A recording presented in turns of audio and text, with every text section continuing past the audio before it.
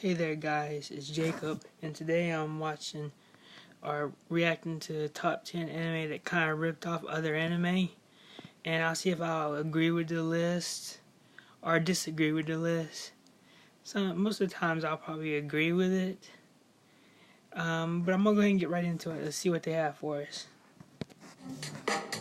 All these are pretty good. What is this segment? Anime's the same.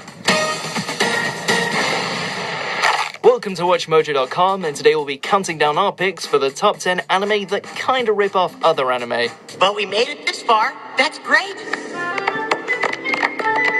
Yes, it is. Before we begin, we publish new videos every day, so be sure to subscribe for more great content. And don't forget to subscribe to the number of people who see this post or to see this video. Maybe 10 at the most. For this list, we'll be looking at the anime that upon closer inspection seem to have taken some big inspiration from other titles. But before we start, let's make a few things crystal clear. Most anime are derivative from those that have come before them, like how Mazinger Z inspired the entire Super Robo genre, or how Dragon Ball shaped all shonen anime that followed. Kinda? In this case, we'll be looking at the shows that have obviously borrowed from other titles. Also, and we can't say this enough, we aren't categorizing any of these entries as bad. In fact, some of them actually add some pleasant elements to the narrative, so lower those pitchforks. We're also going to get a little deep into some of the shows, so here's your spoiler warning. We good? Alright, deep breath, here goes. Number 10, Brain Powered. I have not seen Brain Powered. This is one of those old ones, but it looks like Sentai has got it, has licensed it. This is one I have not seen, so I can't say what it's a ripoff of or not. If I've seen what it's ripped off from. Anime certainly owes a lot to Mr. Yoshiyuki Tomino. He was the mastermind behind the Gundam franchise, which has served as the inspiration for an incalculable amount of other mecha shows, so we really can't fault him for trying his luck with other projects. Thus, we have this little experiment. In terms of themes, characters, and the way it handles its giant robots, this series is clearly borrowing from Neon Genesis Evangelion. Borrowing from Neon Genesis. While that sounds like a potentially winning combination, it lacks the impact to really give Shinji and company a run for their money. Ironically though, EVA creator Hideaki Anno has expressed in the past that his series was inspired by Tomino's classic anime, Ideon. So how's about that? Number 9, Yuki Yuna is a hero. Now, this right here, I have not seen, but I feel like it borrows, I want to almost say Dragon Ball Z before they say it, but not really Dragon Ball Z. And it kind of reminds me of Dragon Ball Z in a kind of weird way.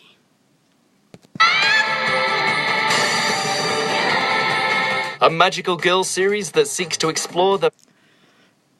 Well, that kind of reminded me of like some Bleach right there a little bit with the sword, big ass sword, something you'd see in Bleach. So I mean, I wonder what it is supposedly ripped off from. I'll say it in just a second. I'm gonna keep going. Very limits of the genre by infusing it with mature themes, a sense of foreboding, and realistic elements. Can't think of anyone who's done that before. This one right here is stealing from the other magical girl anime. Of course it would. While not without some interesting concepts, the parallels between Yuki Yuna and Madoka Magica's foundations are pretty hard to deny.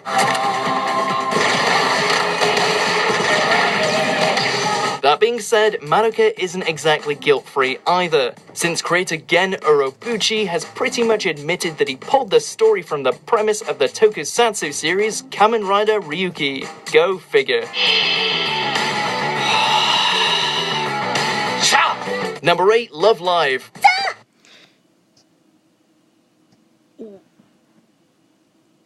Any idol anime ever, maybe? So, I mean, Let's see which one in particular for this one. 始めるわ。 Whoa, whoa, guys, put the weapons down. We're not picking a side on the idol wars here. あー、開き直ったね。うるさい。 Each series certainly has its own brand of charm and a The Otis Idol anime, I don't know what the name of it is.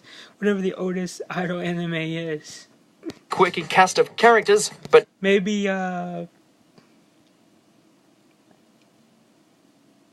Idol Masters? Maybe? despite being based on a video game, the delightful idols from 765 Production were the ones to lay the foundation. 私なんだわ。 The Idol Masters. I called it.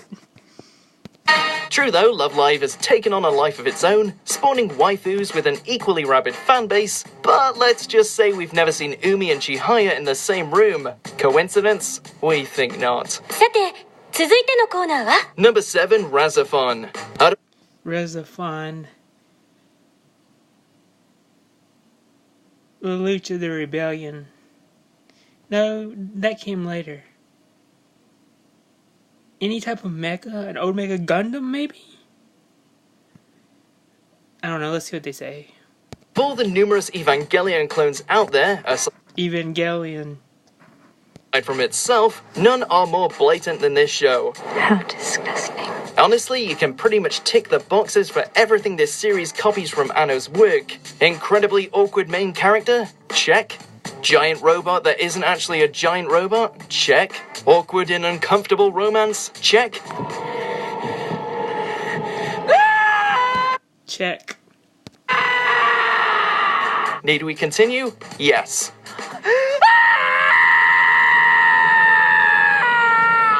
Use of Abrahamic symbolism? Check. Nerf-style organization? Check. What just happened ending?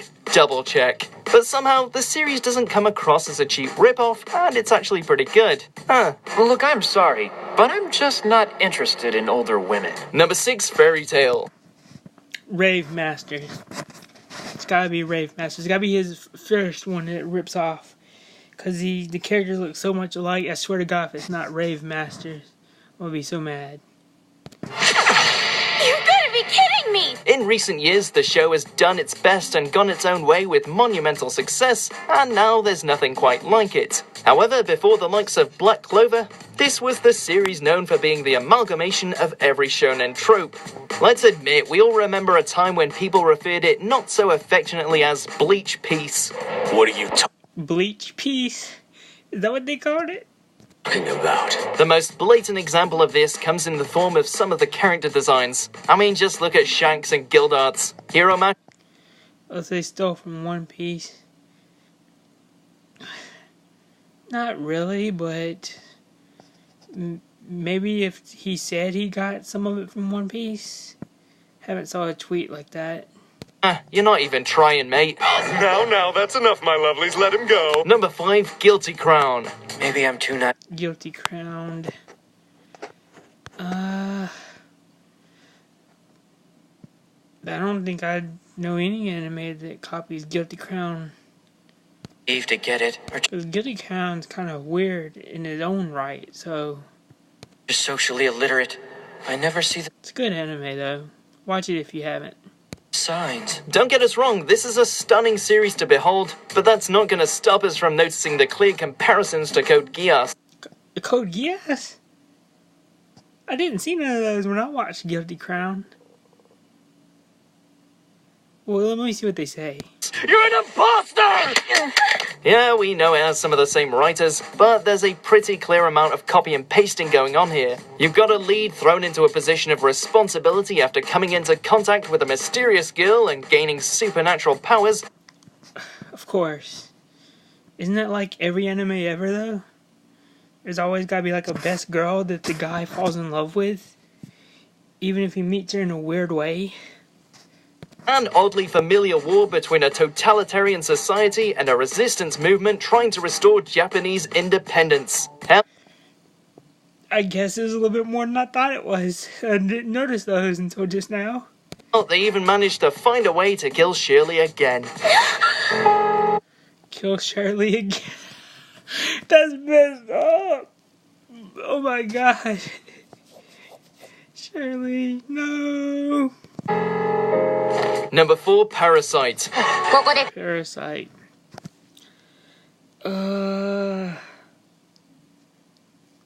I don't know. I don't know about this one. 戦うぞ Because I don't think I've ever seen anything with like an alien hand. Any anime with like an alien hand or aliens at all actually taking over people's bodies. So let's see what they say. It must be an older anime I haven't heard of. While this is indeed a great show, the recent release of Devilman Crybaby reminded us just how much of Go Nagai's classic work inspired Shinichi's Devilman. bloody escapades.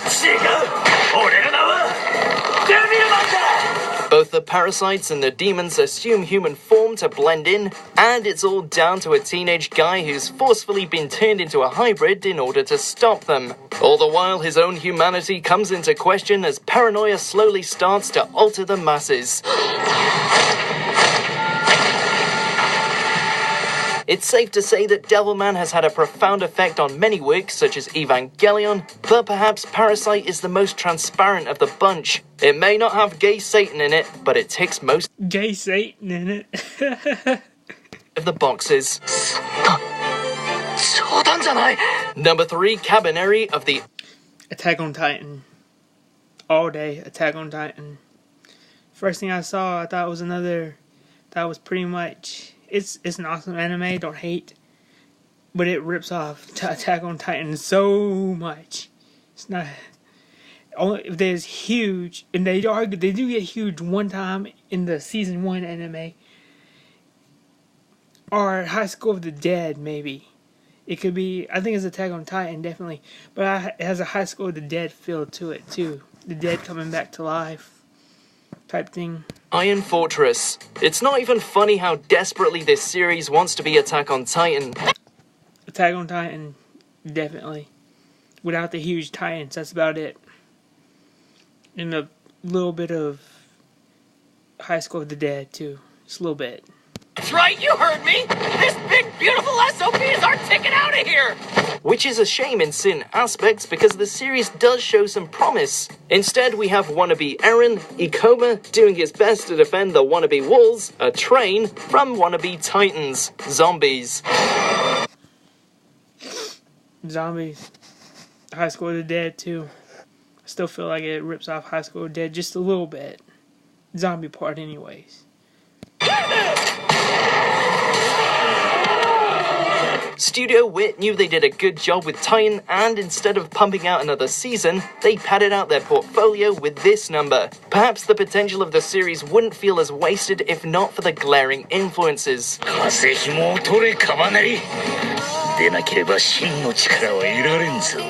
Number 2, Digimon. Pokemon. All day.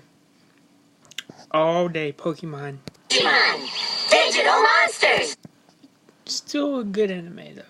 We'll be the first to say that in terms of characters, narrative, and general direction, these franchises couldn't be more different. Ash wants to be the very best like no one ever Pokemon. Told you. was, while the Digidestined must save the digital world from certain destruction. Pokemon take part in gladiatorial matches, Digimon strive for peace with humans. If that rotten creep goes on a rampage in the real world, lots of innocent people will get hurt. There just has to be some way we can open the gate up again. However, it can't be denied that the digital monsters did steal that whole Mon thing, and given how it rode on the Pokemania hype train, there's no chance this conflict will ever end. Cool. I almost couldn't tell which one was Pikachu. Almost? Please. Number 1, Duel Masters. Quick copy. Duel Masters. Yu-Gi-Oh? Rips off Yu-Gi-Oh? Me. Quit copying me. Cut it out. It involves a children's card game. We'll give you 3 guesses as to what it's accused of ripping off. Yu-Gi-Oh! What's that? It's a little something called copycat. Okay, the characters and plot are radically different, but let's consider the history of the series. Wizards of the Coast wanted to make a simplified version of Magic the Gathering in order to appeal to a younger audience and cash in on the Yu-Gi-Oh! Craze. So basically, Yu-Gi-Oh's Duel Monsters, which copied Magic the Gathering, is being copied by Magic the Gathering and called Duel Masters. It's beautiful, it's the circle of life. It's the circle of life.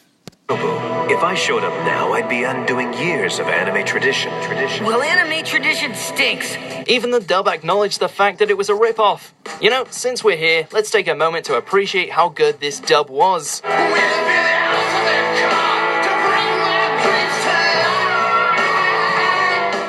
Do you agree with our pick? Yeah, I agree with most of them. Some of them I haven't seen. But yeah, definitely the Cabaneri rips off Attack on Titan so much. And Digimon rips off Pokemon. I do agree with those. If you like this video, give me a like, subscribe. I'll subscribe back. I hope you enjoyed the video.